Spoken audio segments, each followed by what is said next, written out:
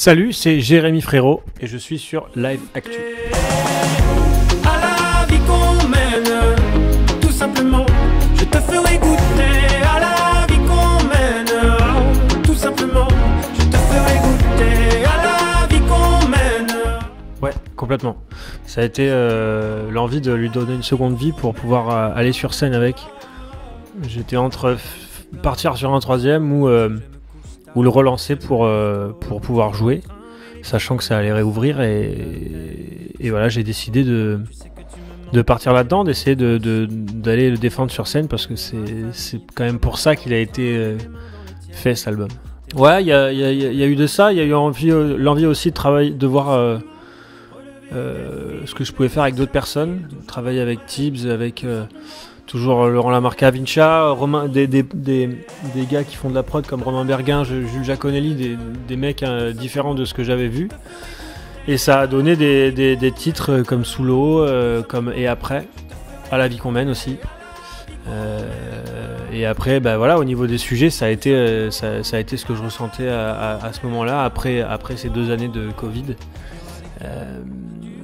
Sous l'eau est un peu pessimiste dans l'âme parce que je pars d'un constat qu'on est tous, que la planète va mourir plus vite que prévu et qu'elle est arrivée à son maximum pour nous donner ce qu'elle avait, mais qu'il fallait quand même couler dignement.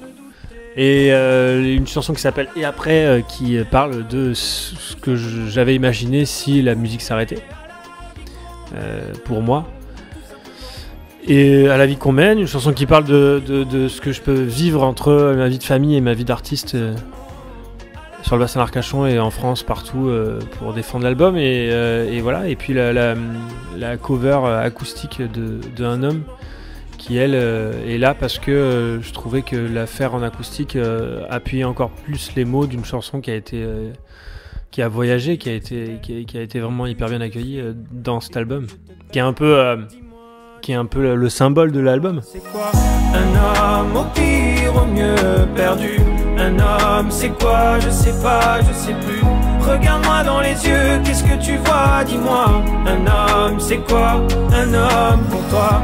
Bah, en fait, quand j'allais en radio et dans les promos, je la jouais en guitare-voix quand j'avais pas les musiciens avec qui je joue. Et je m'étais rendu compte justement de ce potentiel-là qu'il y avait d'appuyer les mots grâce juste à la voix et à une guitare, parce que dans la prod de la chanson Un homme, il y a vraiment beaucoup de choses et on fait attention aussi à ce qu'il y a autour. Là, il y a juste ma voix et ma guitare et c'est un peu plus percutant. Franchement, je me suis pas arrêté en fait de composer et d'écrire les chansons pendant cette année un peu bizarre de sortie d'album. D'habitude on sort un album et on va le défendre sur scène. Enfin, moi, c'est ce que je fais. J'écris un album pour aller faire un nouveau spectacle. Alors là, je pouvais pas, donc j'ai écrit des nouvelles chansons. Et quand est venue la question de est-ce que j'en fais un troisième ou pas, il y a vraiment eu ce moment où est-ce que je fais la tournée ou pas. Après, la continuité de quelque chose de thérapeutique, ça, pas trop. Non, je l'ai pas eu vraiment en tête. J'ai plus écrit des chansons pour aller sur une scène que me faire du bien. C'est plus un truc où je me dis vas-y, je vais faire du bien aux gens et je vais aller sur scène pour kiffer avec eux parce que ça fait 2 ans que j'ai pas joué, quoi. Bah ouais, je l'imagine très bien et puis je suis en train de bosser énormément pour arriver avec quelque chose de vraiment puissant. Tout est tourné autour de la musique cette fois-ci, alors que sur la première tournée avec le Matryoshka, c'était tourné autour du voyage. Là, c'est vraiment tourné autour de ce que j'ai fait musicalement sur cet album. Et on a été encore plus loin sur la manière de s'habiller, la manière de bouger sur scène. On a fait plus de recherches encore que sur la première tournée. Parce que sur la première tournée, j'avais besoin de trouver mes marques. Et là, je les ai trouvées et du coup, j'avais besoin de travailler encore plus et d'arriver sur vraiment la première date et être prêt, quoi. Alors que d'habitude, surtout en France, on arrive sur les 3-4 premières dates et on se dit « Ah, il faut changer ça, il faut changer ça ». Là, je veux qu'on soit vraiment hyper carré et qu'on arrive prêt pour faire plaisir à tout le monde, quoi. Ouais, j'avance bien avec ça, en fait. J'arrive à m'exprimer bien avec ce genre de musique et ce genre de paroles, de fond aussi qu'il y a dans les chansons. C'est ça qui me plaît et qui fait que je fais réagir les gens. C'est ça qui me plaît de faire réagir. C'est pas j'écris pas forcément, et je fais pas d'album forcément pour me soigner ou pour atténuer des peurs ou quoi. Je le fais pour réussir à faire le plus réagir les gens possible. Et évidemment, j'essaie d'avoir du fond quand même parce que je vis des choses. Mais j'essaie de toucher au maximum avec ce que j'ai les gens. Je suis quelqu'un du spectacle. Je fais du spectacle pour divertir. Je fais pas de la musique pour me faire du bien, même si ça me fait beaucoup de bien. Ouais, bah de toute façon, quitte à chanter des chansons, et autant qu'elles te plaisent et autant que tu crois à ce que tu racontes, ça c'est sûr. Mais mon but premier, c'est vraiment de faire plaisir aux gens. C'est ce qui me fait du bien. Bah ouais, je pense qu'en ce moment, tout a une fin. On s'en est rendu compte un petit peu. Hein. Rien n'est éternel. Et je pense que l'artiste qui se pose pas cette question, il vit pas dans la réalité, parce que aujourd'hui la musique est devenue tellement consommable, c'est tellement dur de devoir se renouveler tout le temps, parce que la musique est accessible dans tous les sens, partout, sur nos téléphones, et presque gratuite maintenant. Donc c'est très dur de devoir rester à la mode, d'être toujours en train de chercher de nouvelles idées pour conquérir un public. Mais en même temps, voilà, c'est génial parce qu'il y a énormément de diversité dans la musique, dans les artistes. Ça, c'est un truc de ouf, que chacun puisse accéder. Avant, c'était tellement dur d'accéder à un label, d'accéder à un média. Aujourd'hui, on a accès tout le temps, souvent, et partout dans le monde. Donc ça crée de la diversité énorme et des idées beaucoup plus qu'avant. Mais du coup, il faut se battre pour rester dans le vase. Et ça, c'est plus difficile. Donc ouais, c'est pour ça que je me pose des questions. Est-ce que je vais arriver à faire ça longtemps ? En tout cas, j'en ai envie, ça c'est sûr. Bah, j'ai besoin de surprendre tout le temps, ça c'est sûr. Rester toujours le même, à un moment donné, c'est sûr que ça, de toute façon, ça se ressentirait, parce que moi, je m'ennuie très vite. Donc, au bout d'un an de concert, je change d'album parce que j'ai besoin de faire un autre concert. Si je restais toujours sur les mêmes chansons tout le temps, les gens le sentiraient et s'ennuieraient, parce qu'ils me verraient m'ennuyer. Parce que t'es incroyable, parce que t'es magnifique, t'es pas raisonnable.